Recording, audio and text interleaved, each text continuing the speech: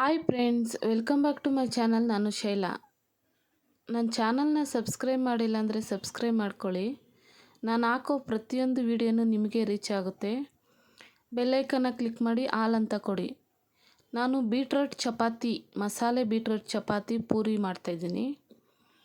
ಬೀಟ್ರೋಟ್ನ ಸಣ್ಣ ಸಣ್ಣದಾಗಿ ಕಟ್ ಮಾಡಿಕೊಂಡು ಜಾರ್ಗೆ ಹಾಕ್ಕೊಂಡು ಸ್ವಲ್ಪ ಶುಂಠಿ ಬೆಳ್ಳುಳ್ಳಿ ಚಿಪ್ಪೆ ಬಿಡಿಸಿ ಹಾಕ್ಕೊತಿದ್ದು, ಒಂಚೂರು ಮೆಣಸಿನ್ಕಾಯಿ 5ರಿಂದ 6, ಒಂದು ಸ್ವಲ್ಪ ಪುದೀನ ಸೊಪ್ಪು ಹಾಕ್ಕೊಂಡು ರುಬ್ಕೊಂಡು ಹಸಿಟ್ಟಿಗೆ ಸೇರಿಸ್ಕೊಳ್ಳೋಣ.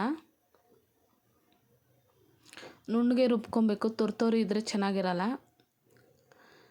ಉಪ್ಪನ್ನ ಸ್ವಲ್ಪ ಸೇರಿಸ್ಕೊಂಡು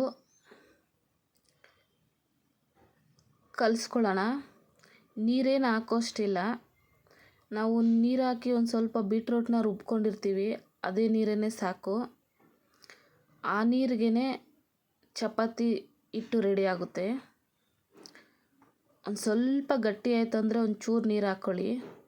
ತೆಳ್ಳಗಂತೂ ಮಾಡ್ಕೊಂಬಿಡಿ, ಈ ರೀತಿ ಗಟ್ಟಿ ಇರಬೇಕು. ಒಂದು 10 ನಿಮಿಷ ಮುಚ್ಚಿಕ್ಬಿಡೋಣ. ಮುಚ್ಚಿಕ್ಬಿಟ್ಟು ಒಂದು ಸ್ವಲ್ಪ ಹಸಿಟ್ಟನ್ನ ಉದುರಿಸ್ಕೊಂಡು ಚಪಾತಿ ಲಟ್ಟಿಸ್ಕೊಡೋಣ.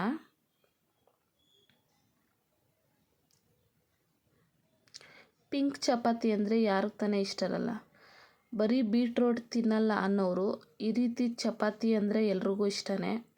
ಈ ರೀತಿ ಪಿಂಕ್ ಚಪಾತಿ ಅಂತ ಹೇಳ್ಬಿಟ್ಟು ಪೂರಿ ಆಗಲಿ ಚಪಾತಿ ಆಗಲಿ ಮಾಡಿಕೊಟ್ರೆ ತುಂಬಾ ಇಷ್ಟಪಟ್ಟು ತಿಂತಾರೆ. ಲಂಚ್ ಬಾಕ್ಸ್ಗೂ ತಗೊಂಡೋಗ್ತಾರೆ, ಸ್ಕೂಲಲ್ಲೂ ಇಷ್ಟಪಟ್ಟು ತಿಂತಾರೆ. ಈ ಥರ ಒಮ್ಮೆ ಮಕ್ಕಳಿಗೆ ಮಾಡಿಕೊಡಿ. ರಕ್ತ ಇಲ್ಲ ಅನ್ನೋರು ಈ ರೀತಿ ಚಪಾತಿ ಮಾಡಿಕೊಡೋದ್ರಿಂದ ರಕ್ತನೂ ಇಂಪ್ರೂವ್ ಆಗುತ್ತೆ. ಪೂರಿ ಎಣ್ಣೆ ಪದಾರ್ಥ ತಿನ್ನಲ್ಲ ಅನ್ನೋರು ಚಪಾತಿ ಮಾಡಿಕೊಡ್ಬೋದು. ಪೂರಿ ಇಷ್ಟಪಟ್ಟು ತಿಂತಾರೆ ಅನ್ನೋರು ಪೂರಿ ಮಾಡ್ಕೊಬೋದು. ಒಮ್ಮೆ ಫಾಲೋ ಮಾಡಿ, ಖಾರವಾಗಿ ತುಂಬಾ ಚೆನ್ನಾಗಿರುತ್ತೆ. ಇಷ್ಟ ಆಗಿದರೆ ಸಬ್ಸ್ಕ್ರೈಬ್ ಮಾಡಿ, ಶೇರ್ ಮಾಡಿ, ಲೈಕ್ ಮಾಡಿ. Thank you for watching.